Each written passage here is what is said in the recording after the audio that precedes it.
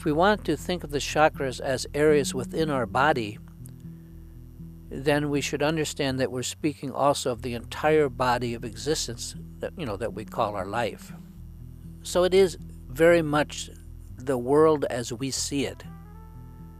These centers are subtle energy centers.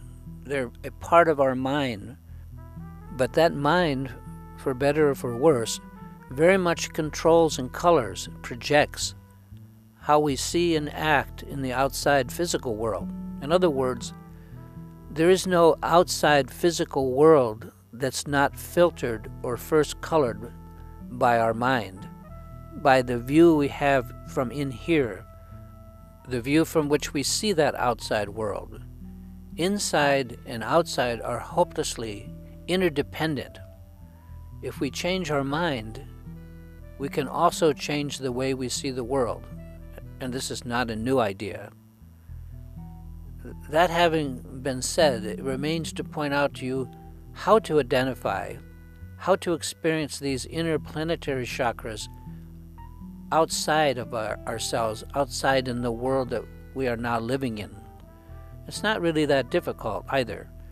So far, I've indicated that you'll be looking outside in the world around you for these subtle planetary chakras, and not just thinking of them as within your own mind and body. In the sense that we tend to think of the mind as connected to our head, for example, or our personal body. The chakras are also magnified areas of the mind, projected in the world around us, and they're actually quite easy to see.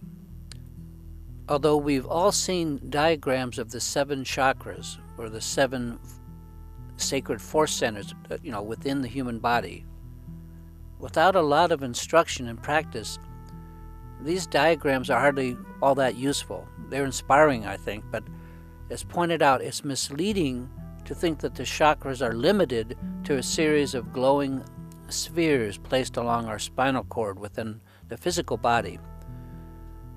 We don't see them when we look in the mirror, and without a lot of training, we can't really sense them within our personal physical body. As pointed out earlier, more useful to most of us will be to learn that these chakras are more practically understood to be vast areas of our mind, and therefore of our life, areas through which we wander, a journey that each of us takes through life, and one that lasts as long as life itself. In other words, at any given time, each of us is centered, more or less, in one chakra or another. And I don't mean, again, looking at a little glowing sphere along our spine. In fact, we are out there in the midst of our life, in the middle of chakras, like right now. The question for most of us should be, what chakra are we in, and how can we tell? We are now, and have always been, wandering in the chakras, in this vast body of existence that we call our life.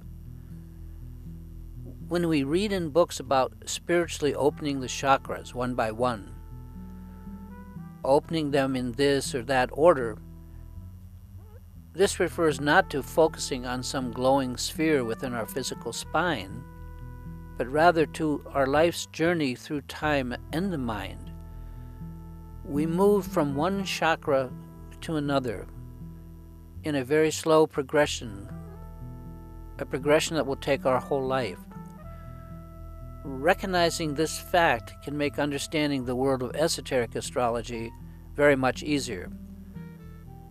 At any given year or time in our lives, like right now, we tend to be centered or living in one particular chakra, one particular life area, and we very, very gradually move or progress from that chakra perhaps to the next one in line, and in a certain or given order. The order is usually the same for most of us, but it can vary between individuals. The opening of the chakras for each of us is the story of our spiritual awakening, of our spiritual journey through time. It can take years or even a lifetime to move from a particular chakra or planetary sphere to the next one in succession.